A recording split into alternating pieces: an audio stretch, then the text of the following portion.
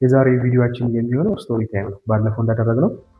ባለፈው ያደረግነው ምንድን ነበር? ከዚህ ከትንሿ ቤተክርስቲያን የትንሿ ቤተክርስቲያን መጽሐፍ ማለት ባለፈው እንዳልኳችሁ የፍቅር ግንኙነት ያልጀመራችሁ፣ ለመጀመር ፍላጎት ያላችሁ፣ በፍቅር ግንኙነት ውስጥ ያላችሁ፣ ወደ ትዳር ልትሄዱ ያላችሁ፣ ትዳር ውስጥ ያላችሁ ሁላችሁም ልታነቡት የሚገባው መጽሐፍ ነው። ትንሿ ቤተክርስቲያን ይባላል ብዬ ነግሬያችኋለሁ።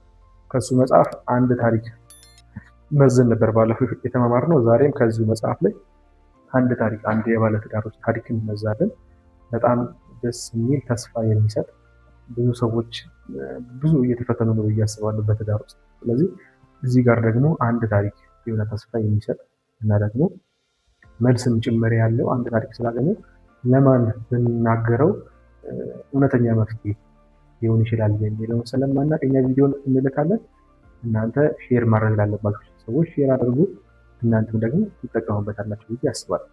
ስለዚህ ታሪኩ ምንድነው? ሁለት የተጋቡ ሰዎች ነበሩ። ከዛ በምን ተፈተኑ? ትልቁ ፈተና ብዙ ትዳር የሚቀጣው ትልቁ ፈተና በልጅ ተፈተኑ። በጣም ብዙ ሞከሩ እና ደግሞ የእሱ ቤተሰቦች የወንዱ ቤተሰቦች በጣም ጫና ያደርጉ ነበር።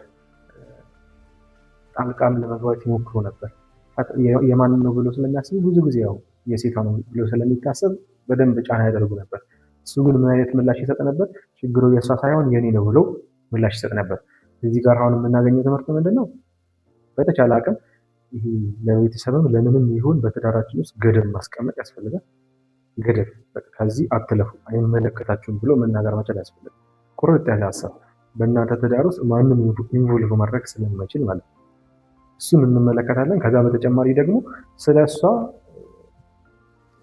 እኔ ነኝ ችግር ያለብኝ ብሎ ደግሞ እሷ ኃላፊነትን ሲወስድ እሷን እንዳይጨቀጭቁበት፣ በአጉል አይን እንዳያዩበት፣ እንዳያሳዝኑበት እንደዛ ማድረጉ ደግሞ ትልቅ ትምህርት ነው ብዬ አስባለሁ። ከዛ ለ5 ዓመት ያክል ነው የተፈተኑት በልጅ ማጣት። 5 ዓመት ያክል ተለያዩ እና እግዚአብሔርን በጣም አብዝተው ይጠይቁ ነበር እና ደግሞ ረጅም ጊዜያትን ምንጣፍ ላይ እየተኙ ወይም ደግሞ አልጋ አንድ ላይ ሳይተኙ ለየብቻ እየተኙ እግዚአብሔር አምላክን ምን ያደርጉት ነበር? ይለምኑት። ብዙ ሱባኤ ይገቡ ነበር እና ከብዙ ሱባኤ በኋላ የእግዚአብሔርን የርኅራኄ ልብ በጣም ካስጨነቁት በኋላ እግዚአብሔር አምላክ ከ5 ዓመት በኋላ 3 ልጆችን ሰጣቸው። የሰማች ነው። ከ5 ዓመት ደጅ ጥናት በኋላ ስንት ልጅ አልኳት? 3። አንድ ብቻ አይደለም፣ 3 ልጅ ባረካቸው ማለት ነው። እና ይሄኛው ትልቅ ትምህርት ነው ብዬ አስባለሁ። ምናልባት በልጅ ምክንያት ትዳራችሁን ያጣችሁ ልትኖሩ ትችላላችሁ። ከዛ በተጨማሪ ደግሞ የልጁ ምክንያት ሳይሆን ከቤተሰብ የሚመጣው ጫና፣ ተጽዕኖ፣ ስድብ፣ ጥሩ ያልሆነ አስተያየት ምናምን በእሱ ምክንያትም ደግሞ ትዳራችሁን ያጣችሁ ልትኖሩ ትችላላችሁ። ወይም ደግሞ ልታጡ ዳር የደረሳችሁ ልትኖሩ ትችላላችሁ። እና እግዚአብሔር አምላክን እመኑት እና ማድረግ ያለባችሁን ነገር በየሃይማኖታችሁ መጸለይ፣ ሱባኤ መግባት፣ ማድረግ ያለባችሁን ነገሮች አድርጉ እና በእግዚአብሔር ታመኑ። ልጅ ይሰጣቸዋል። ባይሰጣችሁም ደግሞ ችግር የለም። ዋናው ዓላማ ሰው ስላልሆነ የትዳር ዋናው ዓላማ በቃ ልጆችን ወልዶ ማንጫጫት አይደለም።